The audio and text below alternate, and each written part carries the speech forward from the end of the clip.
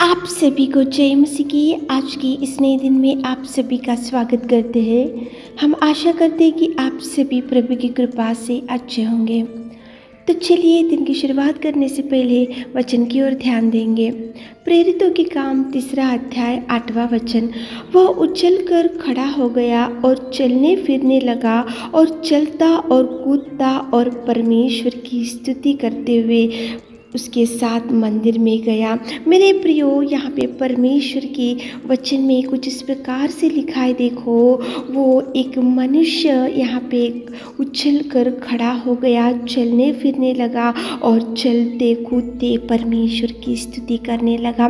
कौन से उपकारों को उसने ले लिया जो इतना आनंदित होकर कूदते हुए, नाचते हुए, गाते हुए, जय जयकार करते हुए, उसकी प्रशंसा को बढ़ाते हुए, उसके उपकार को ध्यान में लाते हुए वो भवन में, मंदिर में गया। वो व्यक्ति कौन था और क्यों इतना खुशी से वो परमेश्वर की आराधना किया? मेरे प्रियो, ये मनुष्य कोई धनवान नहीं था, ये मनुष्य कोई अच्छा इंसान नहीं था, ये मनुष्य कोई खुशियों का जीवन नहीं जिया था, ये मनुष्य कोई अच्छे से परिस्थिति इसकी अच्छी नहीं थी। लेकिन मेरे प्रियो, ये मंदिर के सामने बैठकर ये भीख मांगने वाला एक जन्म का लंगड़ा था।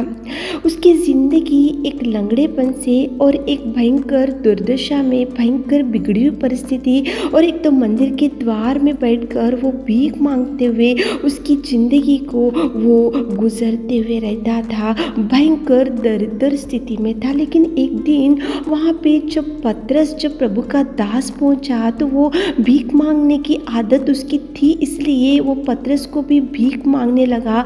लेकिन पतरस ने उसको बोला, सोना और चांदी तो मेरे पास नहीं है, लेकिन यीशु नासरी के नाम से तू उठ और खड़ा हो। तो उसी घड़ी वो जन्म का लंगड़ा, वो दरिद्र स्थिति में पड़ा हुआ भिखारी, वो दरिद्र और नीच स्थिति में पड़ा हुआ एक भिखारी उसी घड़ी चंगाई पा लिया। उसी घड़ी उसका जीवन बदल गया, उसी घड़ी उसकी दुर्दशा बदल गई, उसी घड़ी उसके जीवन में सुधार आया, उसी घड़ी उसकी दुर्दशा में से प्रेमी दयालु पिता ने उसको उठाया।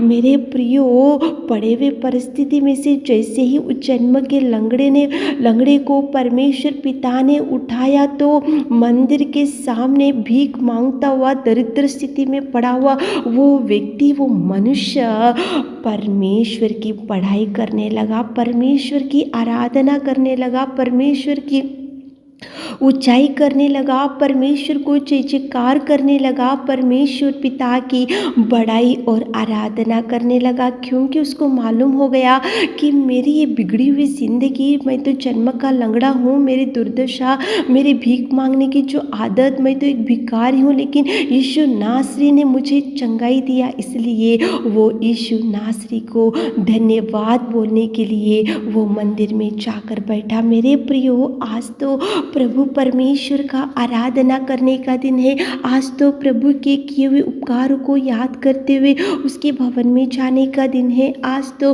उसके आंगन में जाकर सारी कलीसिया के साथ मिलकर जय जयकार करते हुए, स्तुति प्रशंसा को बढ़ाते हुए, उस सिंहासन के परमेश्वर को ध्यान में लाते हुए स्तुति आराधना करने का दिन है। तो आज आपकी स्थिति कौन सी थी और कैसे थे और कैसे प्रभु ने आपको बचाया, ये ध्यान में लाते हुए, उसको याद करते हुए, उसके किसी उपकार को ना भूलते हुए, उसकी महिमा, उसका वर्शिप, उसका दिन उसको देते हुए भवन में जाने के लिए आप तैयारी करो। मेरे प्रियो, परमेश्वर के भवन में जाकर आपके उसके किए हुए उपकारों को आप ना भूलते हुए, उसको जय जयकार करते हुए उसकी स्तुति प्रशंसा को बढ़ाओ। मेरे प्रियो, यहाँ पे देखो, वो लंगड़े को जैसे ही चंगाई मिला, यीशु नासरी के नाम से जैसे ही चंगाई मिला, तो चुप नहीं बैठा। देखो यहाँ पे वह उछल कर खड़ा हो गया और चलने फिरने लगा और चलता कूदता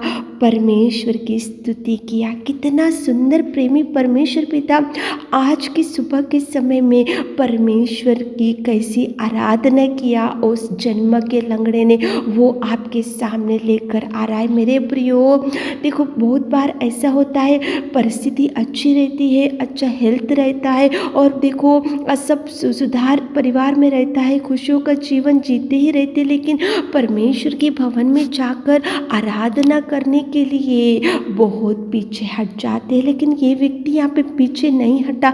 मंदिर के सामने भीख मांगने वाला एक इंसान जैसे ही यीशु नासरी के नाम से चंगाई पा लिया तो वो मंदिर में गया, कलीसिया के साथ बैठा, भवन में गया, जय जयकार किया, कूदते हुए गया, नाचते हुए गया और परमेश्वर की बड़ाई किया। मेरे प्रियो, आज आपके जीवन में प्रभु कितनी भी दुर्दशा में से प्रभु ने आपको उठाया होगा, कौन सी भी बिगड़ी हुई परिस्थिति में से प्रभु ने आपको उठाया होगा और आज बहुत खुशी के दिन भी होंगे, कैसी भी आपकी परिस्थिति होंगी, लेकिन आज प्रभु का वर्शिप संडे है तो प्रभु के भवन में जाना ही चाहिए। कितनी भी बिगड़ी हुई परिस्थिति क्यों ना हो और कितनी भी खुशी के दिन क्यों ना हो और कितनी भी दुख के दिन क्यों ना हो, कितनी भी सुख के दिन क्यों ना हो, प्रभु का वर्शिप करने का दिन आज भवन में जाओ, उसकी स्तुति करो, उसकी पढ़ाई करो, सारे परिवार के साथ जाओ। आज प्रभु का दिन प्रभु को दो। लंगड़े ने प्रभु की स्तुति की, लंगड़े ने प्रभु के भवन में गया, लंगड़ा प्रभु से कूदने लगा, प्रभु के सामने नाचने लगा, उसकी स्तुति आराधना करने लगा। तो मेरे प्रियो, आज प्रभु के भवन में जाकर उसकी वर्शिप करो, स्तुति करो, आराधना करो, उसका दिन उसको दो। आज के दिन में कोई फंक्शन को मत जाओ, आज के दिन में कोई देखो बंधुओं के घर में मत जाओ, कोई फ्रेंड्स के घर में मत जाओ, लेकिन प्रभु का दिन, प्रभु ने पवित्र लहू को बहाकर आपको चुना, प्रभु ने उस सिंहासन को छोड़ देकर आपको चुना, प्रभु ने उसकी महिमा को छोड़कर आपको चुना, प्रभु ने देखो उसकी स्तुति या बलि को छोड़कर आपको चुनने के लिए इस धरती पर आकर वो बलि हो गया, बलिदान हो गया। उसके क्रूस के बलिदान को ध्यान में लाते हुए आज भवन में जो लंगड़ा भवन में गया और वर्शिप किया, उसकी स्थिति बदली इसलिए भवन में गया। आपकी स्थिति को भी प्रभु ने बदलाया, बहुत से आशीषों को प्रभु ने आपको दिया, तो उसको ध्यान में लाते हुए, याद करते हुए उसके भवन में जाकर वर्शिप करो ताकि प्रभु आपको भरपूरी दे सके। आमीन। हे मेरे खुदावंत प्रेमी परमेश्वर पिता, आज की सुबह के सारे आशीषों से हमारे प्रिय भाई बहनों को भर दीजिए। आज वर्शिप संडे आपके भवन में जाने के लिए उनको तैयारी कीजिए, आपकी महिमा को बढ़ाते हुए आप उनकी सहायता कीजिए। स्तुति प्रशंसा आपको देते हुए छोटी सी प्रार्थना आपके मिट्टी और मधुर नाम से मांगते पिता, आमीन।